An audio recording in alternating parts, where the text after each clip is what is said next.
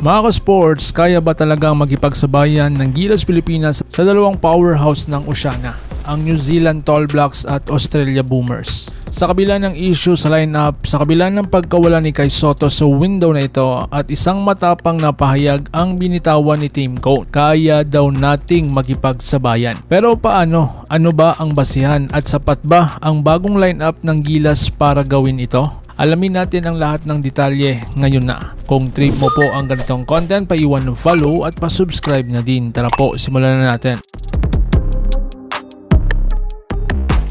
Mga ka-sports, ang malaking hamon sa February na window. Sa darating na window ng FIBA Basketball World Cup Asian Qualifiers, haharap ang Gilas Pilipinas sa dalawang pinakamalalakas na kupunan sa rehiyon. Ang venue sa Mall of Asia Arena, laban kontra New Zealand at Aussies. Hindi ito basta tune-up game, ito ay crucial qualifiers na may epekto sa momentum at ranking ng team. So ngayon, bakit positibo pa rin si Coach Tim Cone? Ayon kay Coach, may tatlong dahilan kung bakit kaya ng Gilas makipagsabayan. Unang-una, hindi sobrang taas ang kalaban. Hindi ito European teams na may 7-footer na heavy lineups. Ang average height ng Tall Blacks at Boomers ay nasa 6'6" to 6'7", habang ang Gilas ay nasa 6'5" lang, na kung saan malapit lang at ibig sabihin hindi malayo ang physical gap. Pangalawa, ang bilis at perimeter game. Mas athletic at mas mabilis ang style ng Gilas ngayon. Mas guard-oriented,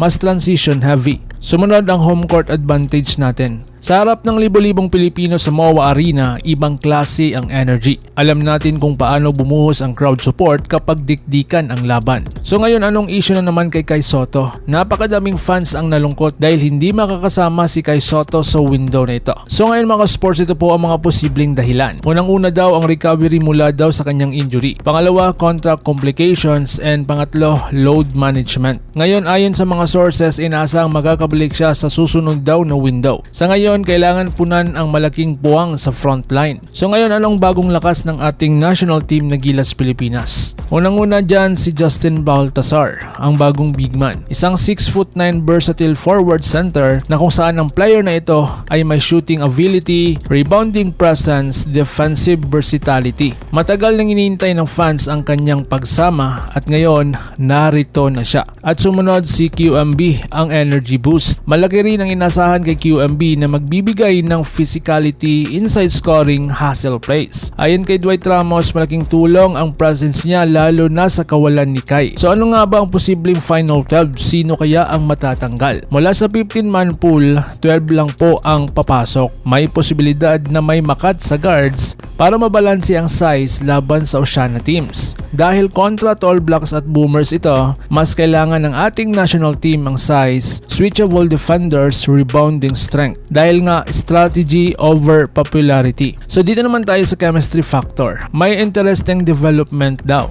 Ang pagbabalik ng ilang players na dati nang naglaro sa FIBA system ay makakatulong talaga sa chemistry. Kapag mabilis ang ball movement at discipline ng defense, doon tayo nagiging dangerous. So ano ang dapat abangan sa mga laro? Mga ka-sports, posibleng aabangan natin ang transition defense laban sa Australia, perimeter shooting laban kontra sa New Zealand, rebounding battle, bench scoring impact. Kapag nakasabay sa first half, malaki ang chance sa upset. At tandaan na, mas delikado ang underdog na walang pressure. So ngayon mga sports, oo mga ka-sports, malakas ang Australia, oo physical ang New Zealand, pero ang tanong, handa ba ang Gilas? Ayon kay Coach Tim, oo. At kung magkiklik ang sistema, mag-step up ang frontline at bumuhos ang suporta ng fans, posible talaga ang sorpresa. Like, share, and subscribe at pahit ng bell para updated tayo pareho sa mundo ng basketball world. Laban Pilipinas puso, so paano? Ingat po kayo.